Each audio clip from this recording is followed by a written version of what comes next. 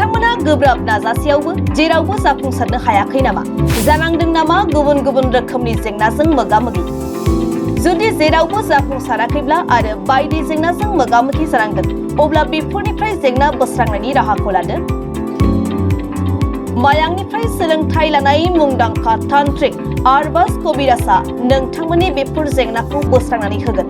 बयनिबो गेजेराव सोमजिबाय थाग्रा जेंनाफोर, जेरै सोलोंथाइ लानायाव सोमजिनाय जेंना, हास्थायब्लाबो साख्रि मोनैनि जेंना, फालांगियाव जेंना सोमजिनाय, हा-हुनि जेंना, बिसि-फिसायनि गेजेराव दावराव-दावसि जानाय, मोजां मोनलायनायाव हेंथा सोमजिनाय जेंना, जुलि जानायनि उनाव गथ' मोनैनि जेंना, फेग्रा एबा निसा मुवा लानायखौ गारहोनायनि राहा, सुथुरनि गाज्रि नोजोरखौ दानगारनाय, जुलि जाखांनायनि उनाव गुबुनजों मोजां मोनलायनायनि सोमोन्दो लाखिनाय, राजखान्थि बिथिङाव जेंना, बायदि बायदि जेंनाफोरखौ गैया खालामनायजों लोगोसे गोसो बोनो हानाय गोहोनि ताबिज एबा राजमुहिनि ताबिजखौ मुंदांखा आरबाज कबिराजनिफ्राय मोननो हागोन।